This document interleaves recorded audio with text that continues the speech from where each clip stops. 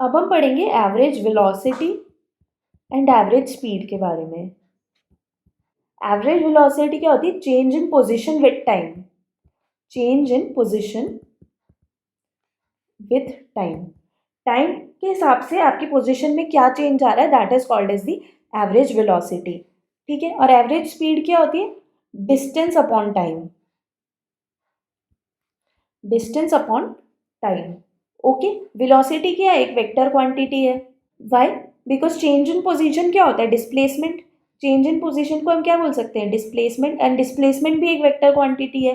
Therefore velocity is also a vector quantity and distance upon time is a scalar quantity and speed is a scalar quantity. Okay. Suppose एक गाड़ी है, वो 20 kilometre per hour से चल रही है, तो इसमें स्पीड क्या हो गई? 20 किलोमीटर पर आवर। पर वेलोसिटी क्या हो गई? 20 kilometre per hour in the right direction.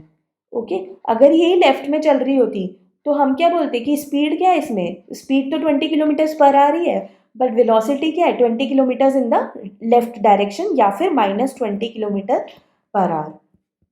Okay. So suppose एक ये ग्राफ है, इसमें अगर आप पोजीशन में चेंज देखेंगे with time, change in position with time, तो आपको क्या मिलेगा? x2 minus x1 upon t2 minus t1। ठीक है। यह आपकी क्या होगी? Average velocity. ये आपकी एवरेज वेलोसिटी है। x2 माइनस x1 क्या है? पॉजिटिव है। तो दैट मीन्स इस केस में आपकी वेलोसिटी पॉजिटिव है। दूसरा केस देख लेते हैं। ये भी एक्स एंड टी का ग्राफ है।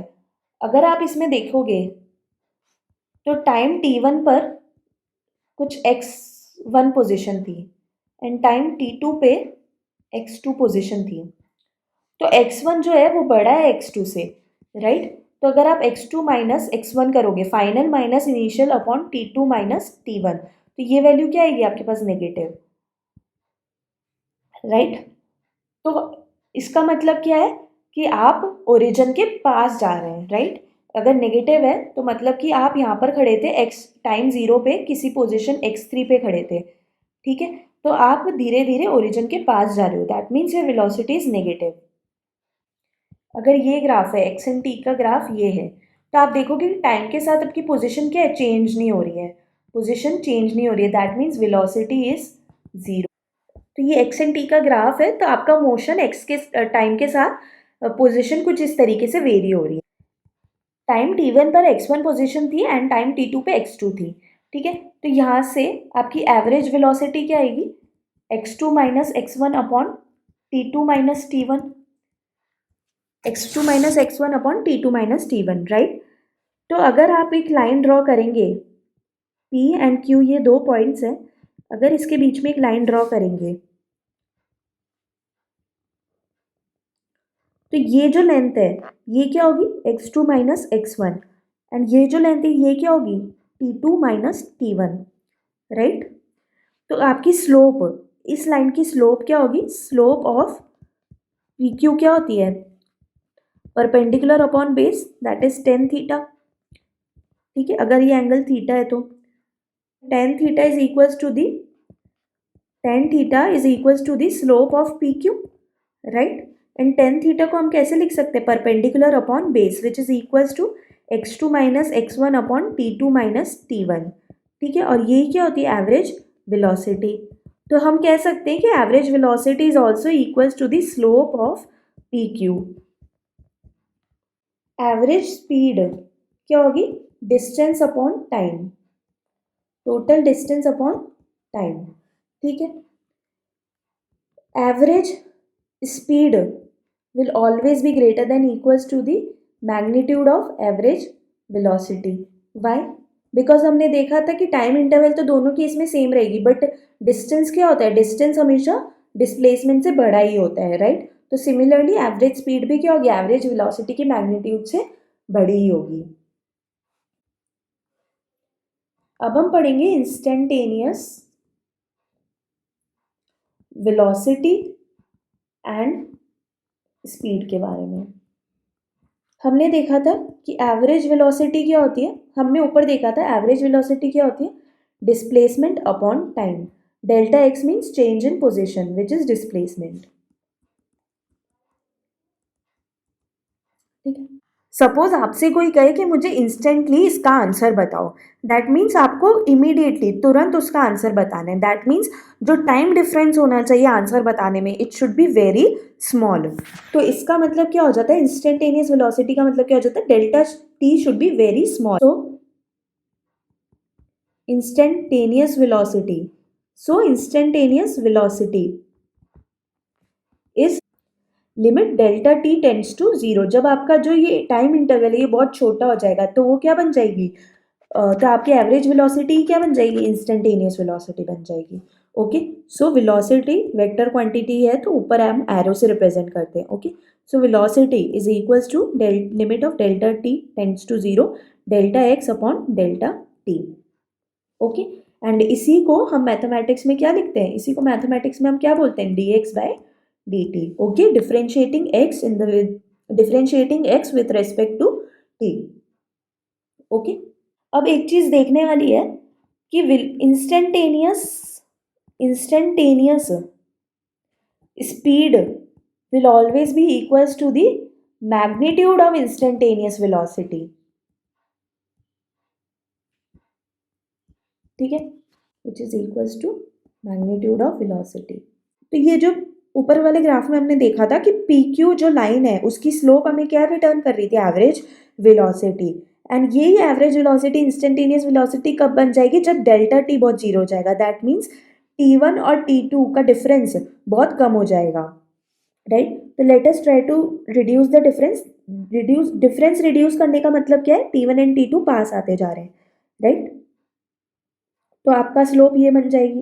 ठीक है, फर्दर रिड्यूस करेंगे तो it will keep on reducing and एक पॉइंट आएगा जब ये दोनों आपस में आकर मिल जाएंगे, right. At that point this P Q line will become the tangent.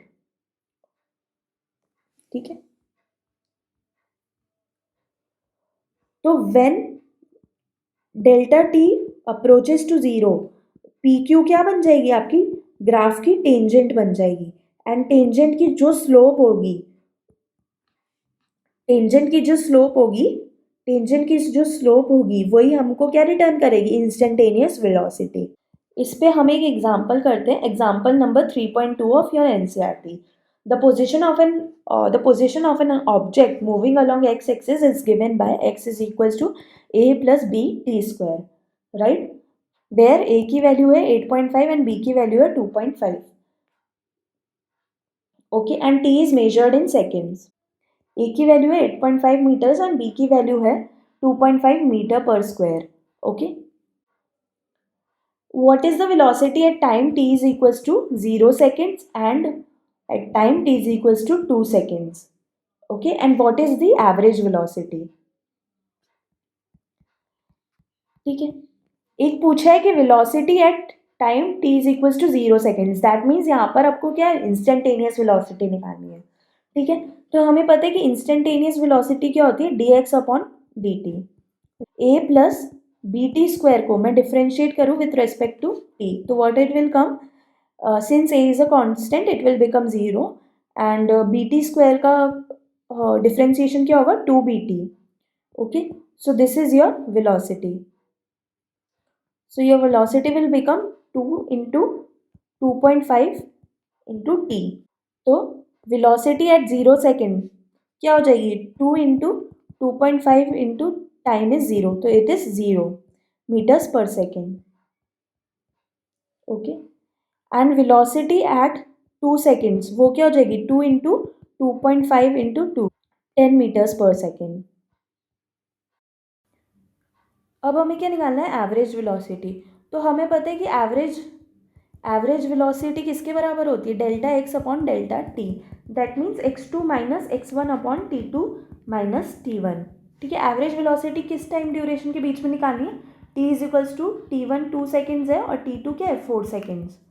ठीक है, तो इनिशियल पोजीशन क्या है, x1। इनिशियल पोजीशन क्या है, टाइम 2 सेकेंड्स पे, टाइम 2 सेकेंड पे पोजीशन क्या रहेगी, a plus B into T square, time क्या है 2, तो 2 स्क्वायर। ठीक है, फाइनल पोजीशन क्या है, टाइम 4 सेकेंड्स पर, फाइनल पोजीशन क्या है, a प्लस बी टाइम 4 है तो 4 स्क्वायर। ओके, तो x2 माइनस x1 क्या हो गया, a plus B 4 square minus a minus B का 2 का a minus B 2 whole square upon t2 minus t1 4 minus 2। तो ये वैल्यू क्या आ जाएगी 16b minus 4b upon 2। This is equals to 6b. So your answer is 15 meters per second. Okay, this is your average velocity.